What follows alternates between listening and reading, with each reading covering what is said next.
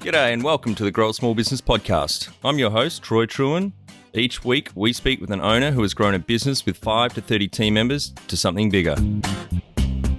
Diving into their numbers and unearthing the pain they've experienced, we explore what they did to overcome each barrier and what they would do differently from day one. Let's get into it. Welcome everyone. Today I'm interviewing Peter Mumford from Stone Real Estate. He's based in Sydney, Australia. Thanks for your time today, Peter. You're welcome. Glad to be here. Let's start with how we know each other. So you're a student of the Distillers Institute online course that myself and 3 co-founders have going, and we've recently just started working together as well to help you fast track getting your distillery in New South Wales there up and going in the next few years. That's right. Yes, another bit of a little passion project. Well, hopefully might be a big one. So excited about that. I think it will be from the sounds of it. Tell our audience a bit about your business, what it does and how it makes money. Well, we're a franchise business in real estate. So we originally started as a company model and then it progressed on to a franchise business. So we basically supply branding, marketing, training, support for our franchise network and help them build their offices. And from that, obviously a franchise, you get a small percentage of their gross revenue, which comes back to pay our costs. Great. And do you have your own offices as well, or they're just all franchisees? Originally, we started as a company model, Troy, and we weren't going to be a franchise because I had a bad experience in the previous franchise I was in real estate. So I wanted to change the model up. And we started with 7 company offices, funded agents in, helped them become partners with us. But what happened was, as we made the offices profitable and the agents became successful, they said, "Oh, Pete, we love you, but hey, you've got 50%. And you're sort of not here all the time because we're, being the sales guys, could we franchise it?" So we thought long and hard for a year, and we eventually said, well, if we're going to do it, we need to be different. We need to offer more business training and support, not just sales training. Yeah. So we evolved into a franchise business from that. So technically, no, we only own 5% of one office now. We eventually got all our partners, bought us out and became franchises.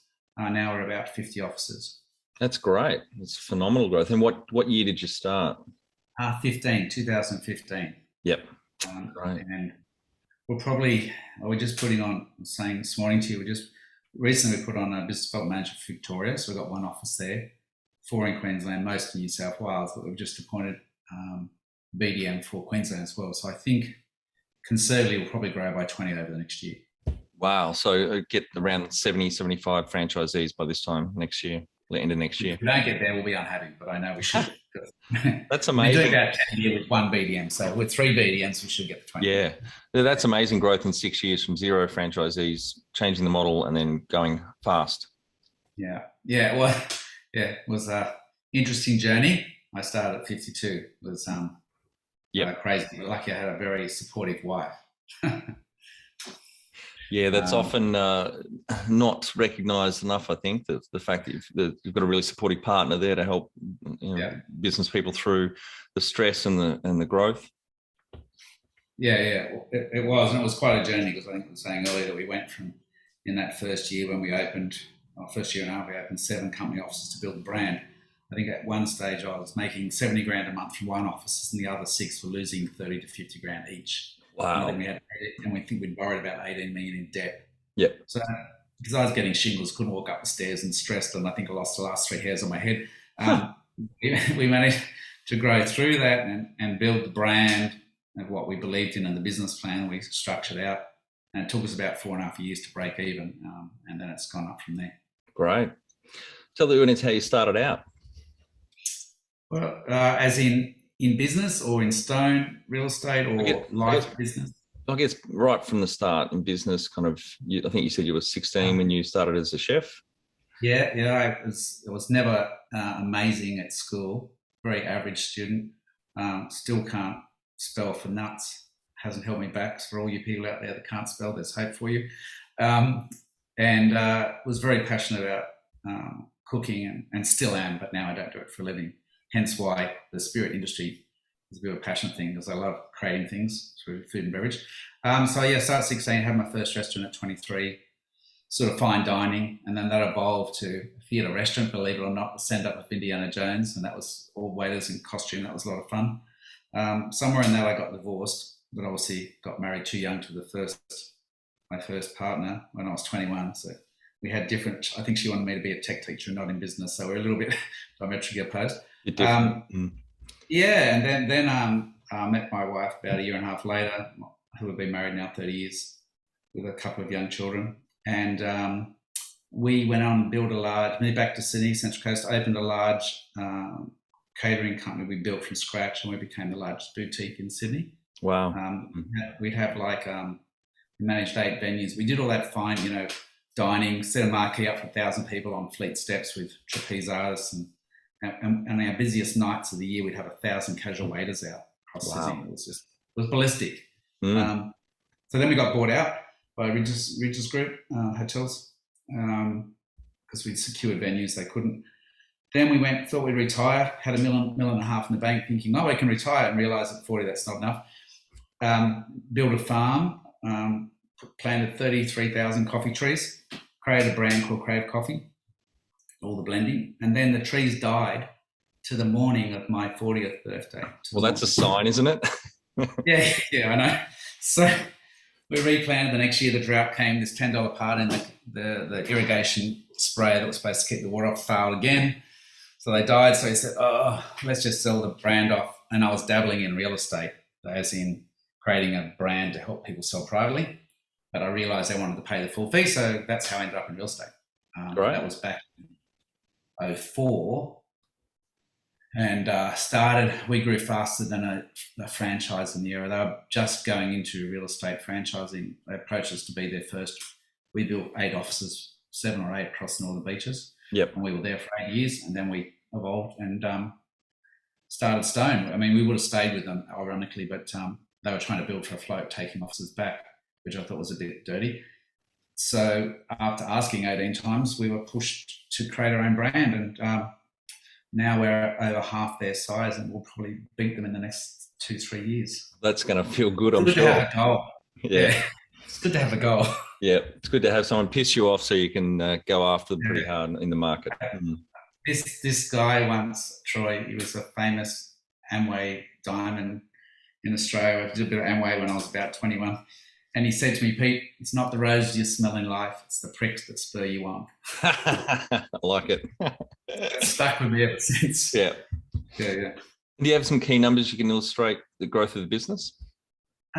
Yeah, I think, if we look at gross commission, meaning what the offices would bring in, I think in the first year and so we probably did about 5 million with about 3 offices.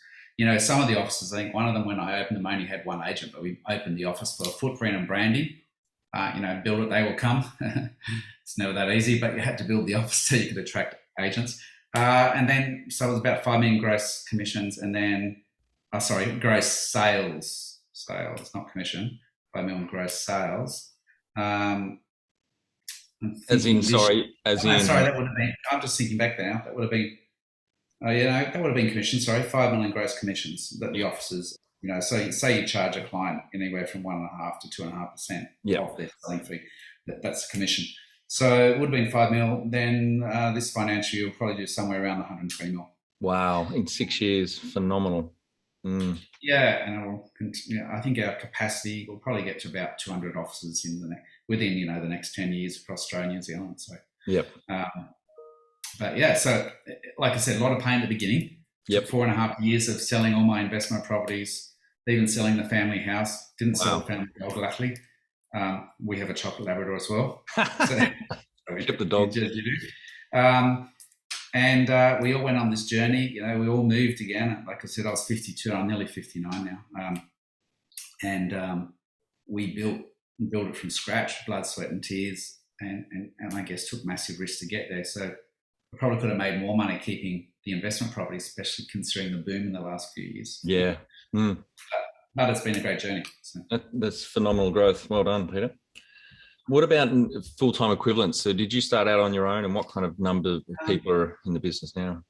Well, we already had an office which we converted over because we'd sold some offices off to the franchise. They wanted all our top salespeople to let us out. So we halved our business. We kept an office, sold them some of our others. So we kept one, rebranded that. So I did have a team there. But I guess from a management team, we probably started with about 3. Now there's about 13, 14 of us, soon to be, in our management team. Yep. And that management team is across Australia, and we, talk daily with our franchisees and are out there in the trenches. Obviously, we've all been doing a lot of Zoom in the Yes, last year of and a course. half. So by management team, you mean team members in your business? So I went from 3 to about 13 now. Yeah. Across the network, though, there's probably about 600 plus Wow. that are employed by the franchisees across the network. Yep. And I'd say we'll hit probably 1,000 in the next year and a half. Wow. Across the network. Yep. But so we look after marketing the brand marketing training, helping coach our guys relevant to real estate and their business. Not what you do, which is amazing. Thank you. and I think it's good because sometimes, even though we do coach a lot of our guys personally, it's like they're listening to mum and dad sometimes. Yeah. So sometimes we encourage them definitely to go and get people like yourself, and some of them do use external coaches because I think when they're paying extra on top, they listen. Yes. Yep. Definitely found that. Yeah. Yeah. So, and it's good to mix it up a bit too. Yeah. When was the moment you felt like you'd succeeded? When we started making a profit. So about 30 offices. It took us 30 offices to break even. Because you've got to have in franchising, which is probably why not enough crazy people start, which is thank God, because I think that'll be mad to start in franchising. You either got to very deep pockets or sell everything like I did Yes. to build it, take massive risk because it may not work. But you need all the infrastructure from the team and trainers and everything you need to supply, whether you've got 10 offices or 60 basically. So yeah, it was probably once we started to make a profit in the 5th year. Yeah. And what does success look like to you? Well, it depends. I mean, we all could say success would be about being happy and doing what you like doing in life, and I think that's probably ultimately if we distill it down. But from a pure business of stone, it's probably going over the 120, 150 office mark because I know we should get to 200. Though, yeah, we're successful, so you do have to smell the roses on the journey. Yep. Which I sometimes forget to do. Reflect on where we've got to. Yeah, I'm the same. Yeah, you're always right. That's done. Next thing, I have to really focus on stopping and celebrating with the team, whichever business I'm working with at the time. Yeah. And I think it's important. I think a lot of us doing business, I think our head down, but so to speak, we're just going for it. We forget to celebrate with our team enough. I know we don't do it enough. And with, your partners or friends, whether it's having a beer or whiskey, sitting around and chatting about, I've had an awesome win today. Because, as I say, certainly as I know, and I'll be 60 next year, and I go, it bloody goes quick. Like I started at 23 in business, and now I can't believe I'm nearly 60. Yep. Where'd all that time and hair go? Yeah, I know. That's right. So you got to, I think, anyone starting out, they've got to really celebrate. Because it's not the end goal, it is the journey. That's it. Yeah. Perfect question for you. Number one thing you'd recommend to marketing a fast growing business? I think spend more money than you, I'm not going to say than you have. I've always done that. So that's probably not good at building a business. I wouldn't recommend that. But it's worked for me. But I think spend a lot in digital marketing, find some great people to guide you. Hence, I'm looking at distilling. So I'm, speaking to lots of people and using you as a consultant to help me about saying I know nothing about yet. So invest in your education. But from marketing, digital marketing is the way to go. We employ 3 in our team now to help our officers grow and teach them. Because it was something that my generation skipped over.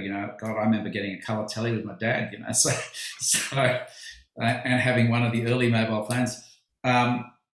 So digital marketing is just amazing, and look at areas to improve that, and try to think like as Richard Branson does. It was a bit cheeky, look at angles that you can use or words that will help you get some traction. Yep. That would be my simple tips. There's obviously a lot more to it, and having whatever brand you do, it's got to be a not kick-ass brand that people notice and like. Maybe not necessarily you think is the best, but test it a bit, because if the name's crap or the colours are wrong, that can have a big impact on what you do. Oh, absolutely. I was really impressed. It was just earlier this week. I think it's our second week working together and a couple of calls a week. But one of the first emails you sent through was, I've already been speaking with Stranger and Stranger, who are the number one, packaging firm in the world, they're also very expensive, but I believe great value. So for you to go straight to the top because you understand the value of getting the brand and the packaging right, as I've said to people when I'm working in the distilling industry, yourself and another student I'm working with at the moment, that you both value brand and marketing, which is your streets ahead of most distillers because they can't spell brand or marketing. Yeah, I still may not be able to spell it, but I do like the look of a good product. And I think that's the thing too, Troy, is that I think when we start out in business, well, one is we don't have the money or we're not prepared to take the risk. And I think you really need, I have this thing, this BHAG, my big, hairy, audacious goal. I heard someone saying, I'll have on my iPhone something that is 5-10 years down the track, that is something that if I reach that, my life would be 10 times where it is today. Yep. And that helps me not sweat the small stuff and I can move through that. And every day when I'm not feeling well, my health's not amazing, and some days are good, some days are not. I always have bad back. So it pushes me forward to do something. And I think that thing about the Stranger was, if you're going to do something, I did that with our brand in real estate, go out and pay the money, find the best you can, stuff you like, interview lots, like Stranger and Stranger, one of them, we were talking the other day, I've interviewed now a couple of, got another phone call with someone in Ireland tonight, and another brand company. I think it's about telling the brand stories, no matter what you're in. Mm-hmm. And I think we don't put enough into that. We think we're going to be a great chef or create the best product. Well, it's no good, the old can't sell a secret. So these days, if you're at a restaurant, it's got to look amazing. You've got to have great marketing, social media, Instagram, all that is, and everyone knows that, right? Yeah. We don't do it sometimes in business. We forget, I'll be a tight ass and I won't invest in my business because it's a bit of a plaything. Well, you've got to go, well, what sort of business do you want? Hence the BHAG. If you go, my life wants to be like this and I want to change it. And most of us don't think it's possible. The only thing I found, you have little wins along the way and it builds your confidence to a point. Yep. That's good and bad, especially when you take on too much debt. But that leads into the next question, how you funded your business. Debt. Yes, debt. I mean, I was lucky over the years in businesses. I built up some investment properties, so I had equity. I'd had success building businesses. But, I borrowed 18 mil. So, and that was pretty scary, having 18 mil in debt and losing probably 50 grand a month. Yep. That first year and a half. And I just sold my investment properties off and my family house to fund the wages to have the best talent. And that was the other thing. I employed the best talent I could get to be within our business and then some of them became partners with me so that we could appeal to our customer because, everyone forgets business is not one person or a brand. It is your talent within your business. And that's the people that connect with others. Yep. We forget that, right? They're the most important asset in your brand is your people you work with. Well, as Jim Collins said, where you got the BHAG from, the people aren't your most important asset. The right people are. It's correct. Bussinelli.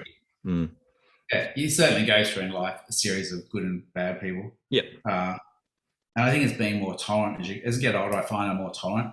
When I was a young chef, it wasn't a millimetre right on the plate where I was a bit bring it on. But I think as you get older now, I let my guys pretty much run the business with some guidance, loose guidance over the top because they're great people. That's it. And they make my life easier and allows us to grow things and having time to consider a distillery. Yep. Where if I didn't have awesome people, I'd be in the trenches in there doing it, which I'm not. So. And if you were a micromanager, if you didn't have your ego in check, you'd be in the detail, in the weeds, and you wouldn't even have the headspace, let alone time to consider, another more exciting business that's, aligns with your passion. Yeah. And I think that's the thing where people forget it.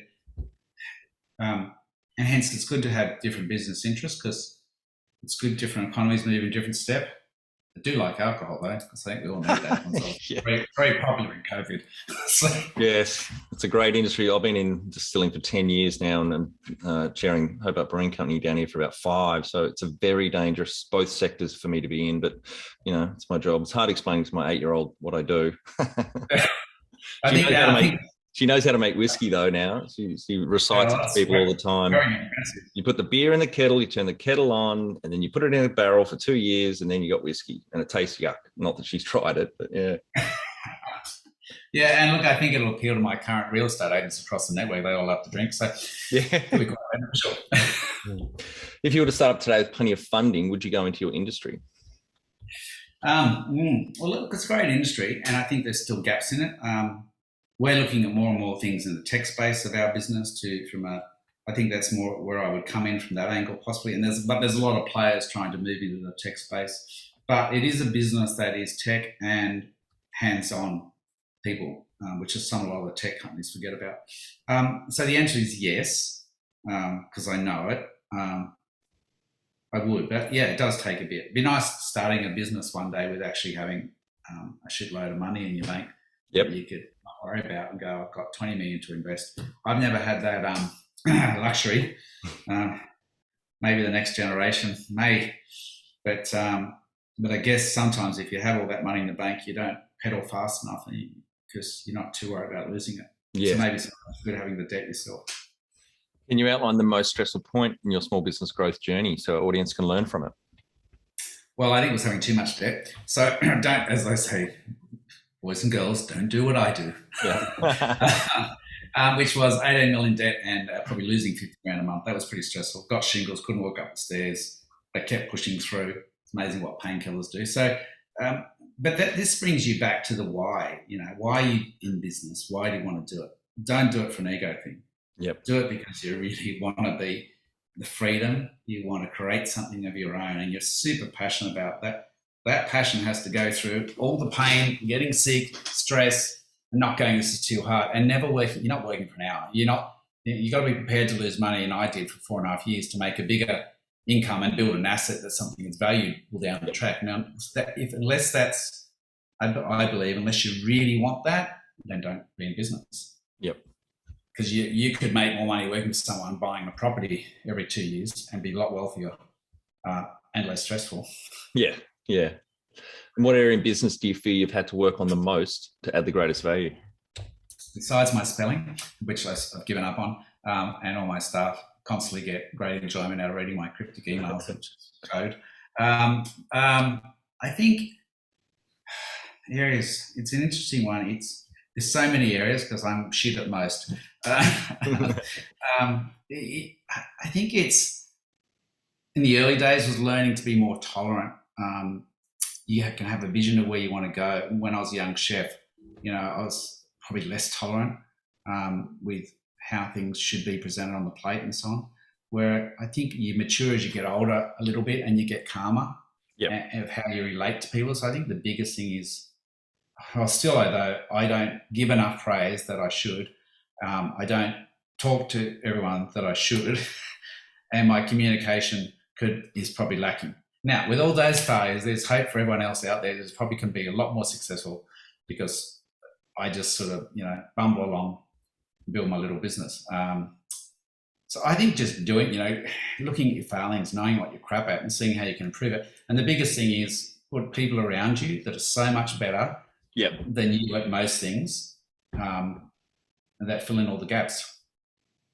Yeah, it was something my dad said, always hire people. I know it's an old adage, hire people smarter than yourself. And obviously, especially in other corners that you don't really have a passion for or talent for, like marketing, for example, a lot of people aren't naturally inclined that way. Totally agree. And you've got to enjoy the people you're working with. I'm very lucky. I've got an amazing management team. We all get on really well. When we do get together for a lunch or Christmas party or drinks, we have a good time. And they're just good people. So you do have to enjoy the people you're with, and you've got to get people that have good hearts. Yep. And that know right from wrong. I think that's really important. Yeah, I mean, I've had 26 business partners across 13 businesses in 3 countries now. Obviously, a shit ton of team members around that, and we unfortunately weren't good at recruitment early on.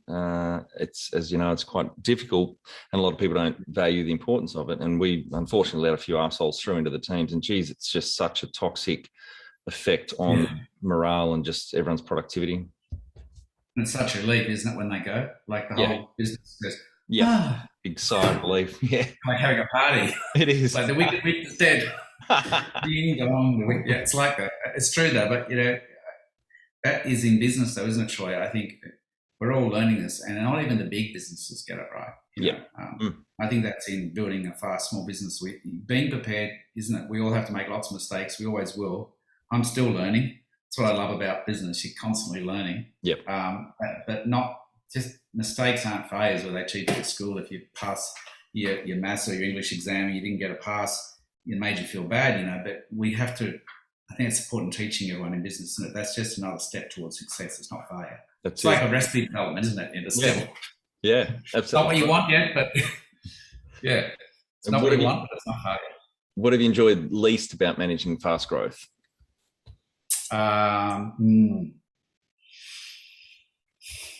Debt.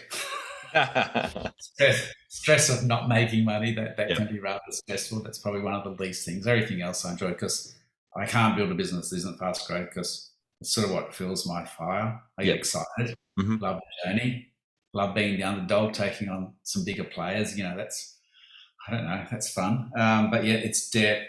It's probably and it's probably dealing with dickheads. You know, or people that create stories, especially competitors. You try to let most of it go over the top, but sometimes you got to come out of the blocks firing and sound like that if they're creating crap. But yeah, mostly debt probably. No one likes that. What do you love most about growing a small business? Freedom.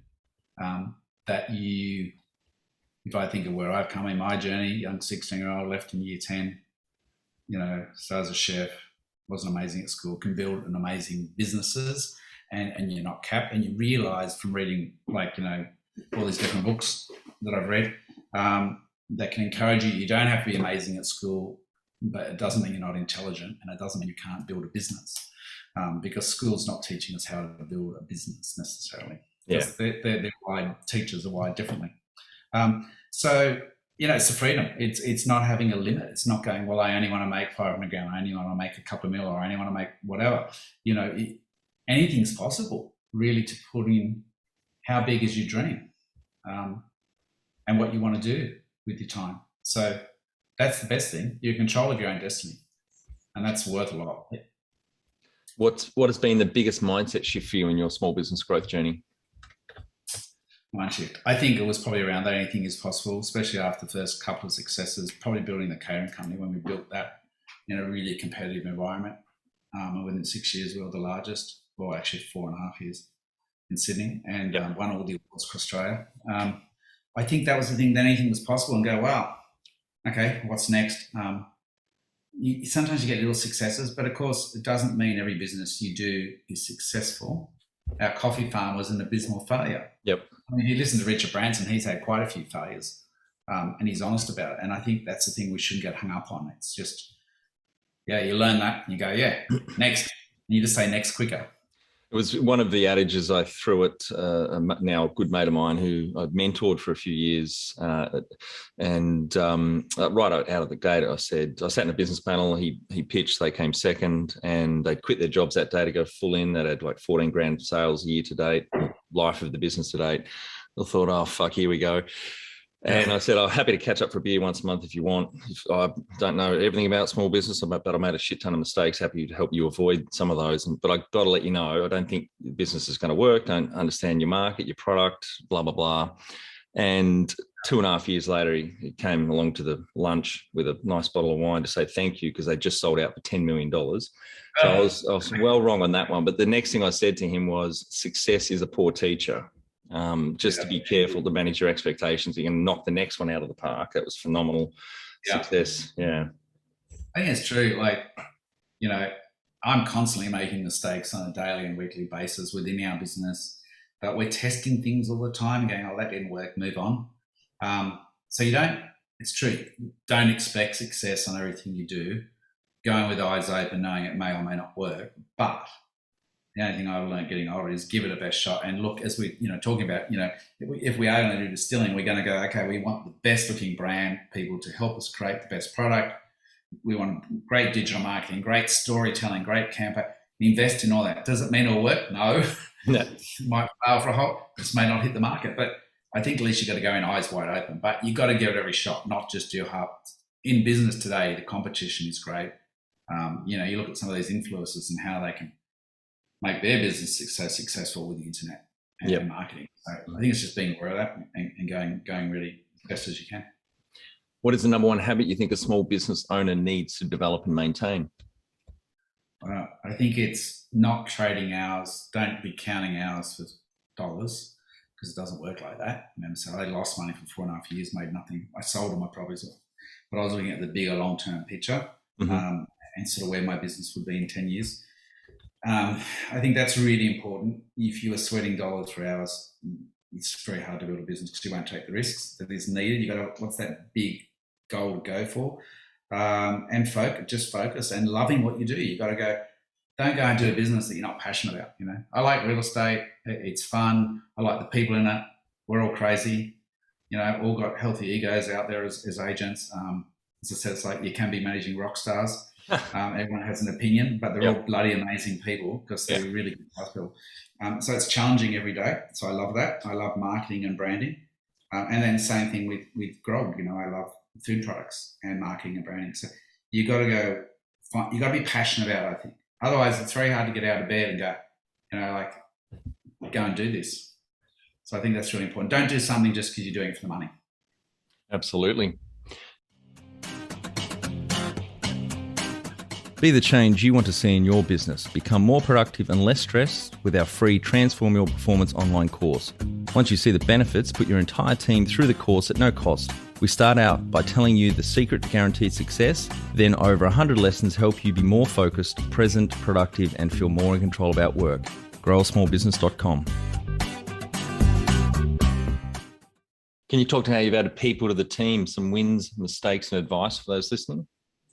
I think the same thing is, what is it? Some people say, was it be slow to hire, fast to fire? It's so true. Yep. I haven't got that right yet.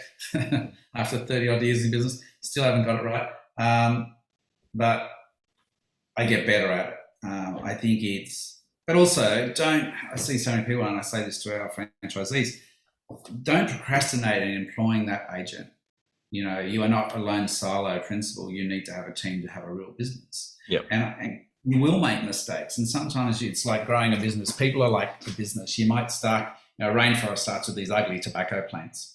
But then eventually these big trees or pine trees grow up because they're shaded by the tobacco plant. So sometimes you've got to get people in to build a brand and your business, but they may or might not grow with you because they don't want you to grow, or and they die off, and then the bigger ones grow up through. And I think you've got to look at it a bit like that, but not hold back for the sake of thinking, I've got to make the best decision, because if they're shit, you can get rid of them. Yeah, that's right. Yeah. What are some things you recommend to building a sustainable and kick-ass culture to help with the growth? I think, again, we do some of it well, and some of it we could be 100% better. And I think anyone honest could say that. I think it's communication. Yep. So I'm lucky my management team are speaking to our franchisees on a regular basis, some daily, some weekly, some month, depends on what interaction they want. I think it's being honest and real, sending sometimes little surprises to reward people, and just being fair, communicating, pat on all the things we know but we forget to do, a pat on the back, Yep.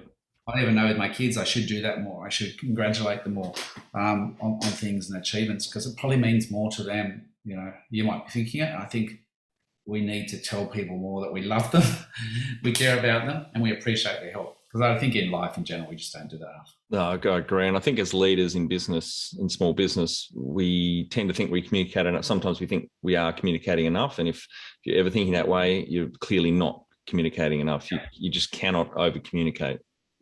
Because it's not about us, a business is not one person. It is everyone that you're working with, and they are the business. And I think leaders can get a bit full of their own self-importance, have a little bit of success. I see that happen a lot.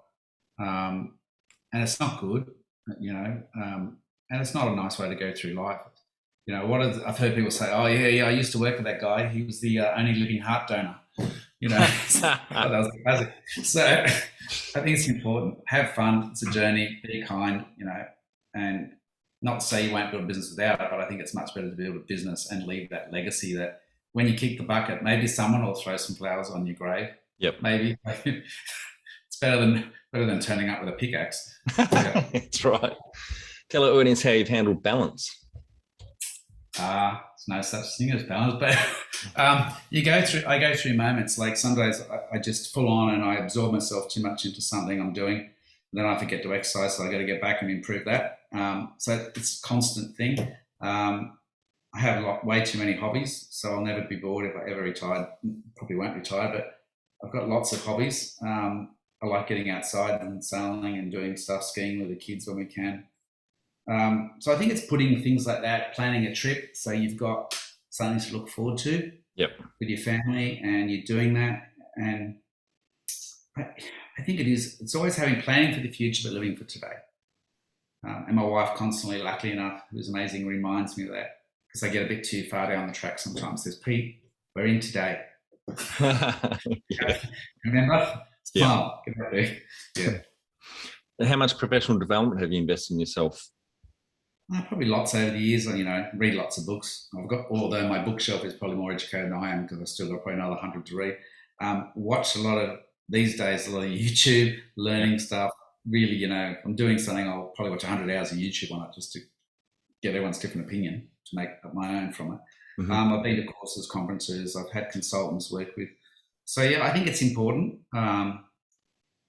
Hence, I'm working with you now because, that's professional development in this new business because I don't know enough about it. And I haven't, being nearly 60, I haven't got another 20 years to work it out. So I have to build business faster as you get older. Well, that's the next question. Excuse me. That's the next question. So you've had mentors and coaches along the way? Yeah, I've employed some consultants within the business, a couple of mentors, not a lot. It's interesting. I don't know, always bloody busy, I guess, but I've had a couple that I've met with for coffee that were in different industry. One was a huge property developer, lovely guy, and he used to catch up with me every 6 months. He was great. We just chatted about life and property. But then I have a lot of, the fictitious mentors. You read books, you feel like you're getting into that and understanding a bit. So I find, and now my eyesight's not as great. I love audiobooks and listening to your podcast and so many other podcasts like Built to Sell. I think there's one by Ben Crow called Bounce Back. That's an awesome podcast. Right. My wife brought it onto. It's more about self-development. I think you gain so much, like the service you do getting these podcasts out. If it gives people inspiration and they pick up a tip, that's amazing. And, when I was young, that wasn't around. Yeah. Oh, I had the old dial-up phone. So did I. Was just thinking that the other day. Whoever put 000, the last number on the dial-up? Like, seriously. Well, here's a quiz fact for you, a factoid for you. 911, any idea why it's 911 in America? No. It used to be 111, and back in the day when the telegraph poles, the wind would knock the wires together and it would dial 111. So it was always dialing emergency. So then they changed it to 911. But I've got no idea why in Australia it's the furthest. It used to be the furthest from the old dial phone. I know. It could have been 112. Yeah, that's it. Who knows? So look, anyway, business is just a bit of a journey and you got to enjoy it, I think. And reach out to people for questions. Yep. I used to be really shy at school and I put my hand up. Yep. That's probably why I was shy at school and didn't ask enough questions. But I was the same. But in business, I got used to that and it was different. And I think asking lots of people. I used to go as a young chef and work in, and not where I was working, but in a better restaurant above, where I was at. And I'd go there one night a week, work for free to learn how they made that sauce or how they play. And I think you got to go, but be prepared to work for free, help people out, return the favours. It's really important. Do you have a board of directors or advisors? No. Well, I have my wife and my chocolate Labrador. And my kids occasionally tell me if that's not right. But no, I haven't actually. But that said, I have this quasi-board director. So I've got a great friend who I chat to who's a great accountant and had run lots of businesses. And I've got other people like that. So in some way, there are soft board directors. Yep. I'll say, I think I'm doing this. And sometimes I say, have you thought about this? So in a way it is, but never a formal board. Because I guess we've never been big enough to have how I perceived my business. But I think it's a good thing for a lot of people. And I'm not saying I probably should have, but I didn't. But I probably should have, and I probably could have been more successful. Now, before we get into the final 5 questions, you're one of the few that we've had on that have exited a business, or for yourself, several businesses. Any advice you give business owners listening now that are considering exiting in the near future? read the contract very carefully. Yeah. Question your lawyers and everything, and try to limit your exposure to minimum and get all your money up front. Yeah. I remember we got all the money up front. Luckily, we started a training company, but within the first couple of weeks, they were trying to only pay us half, and we walked out of the deal and got back on. But because everyone else in our industry never got their money, because you're usually selling to a bigger company, they've got a lot of lawyers on staff, and if they can save X amount, they will, by tying you up in courts to eventually get you to settle on a lower amount. So I think that's a really big thing. And use good consultants that have had experience, and don't just use one. Look around. Get varying opinions, because different people will work or gel with you. Great. All right, Pete, we're on our final 5 questions. What do you think is the hardest thing in growing a small business? Can be stressful. Cash flow shortages. Staying the course. So for me, that's never been hard, because I just believed in what I was doing. I was passionate. But I think for a lot of people that could be. And giving up too early, not following through, or not. Sometimes I've got out of business too early, where I think you should just, maybe keep building business, have model business, never sell them. Favorite business book which has helped you the most? I was probably Think and Grow Rich and Robert Kiyosaki's books. They were more financial, and brain food. Rich Dad, Poor Dad, Cash Flow Quadrant. They're great books by Kiyosaki. I think if people haven't had any experience in business, all that Cash Flow Quadrant are really good. And for me, when I was young, which was the Think and Grow Rich book, it just opens your mind to what's possible. Yep. Napoleon Hill. Any great podcasts? Oh, sorry, go. Oh, no, I was going to say, there's so many other business books out there now. Like I said, I've got a bookshelf full of them, which is more educated than me, because I haven't read them. So there's so many, but I think just look around the internet, devour as much as you can, and while your eyesight's good, read a lot. If not, listen to an audio. That's it. I like podcast. Yours is really cool. Great. Built to Sell, sort of similar, but that's more usually with people who sell businesses. Not that I'm thinking of selling, but I like listening to what they did well or what they built, for ideas of how, because it's similar to what you're doing. They're talking about businesses, that have grown from here to here. So you get great ideas. And then at Ben Crow Bounce Back is interesting, sort of different podcast. One tool you'd recommend to help grow a small business? I don't know if I have any definite tools, I think. I don't think I have any tools. My tool would be listen to really motivating people that have built other businesses, and glean from that and get inspiration, and then go and ask questions. Because I don't technically use tools in my business besides, normal things, spreadsheets, cash flow, business plans, all that sort of thing, yes. And then again, am I great at spreadsheets? No, but I have great accountants and bookkeepers that are. And I know what I'm trying to get to. I just get them to retweet the numbers.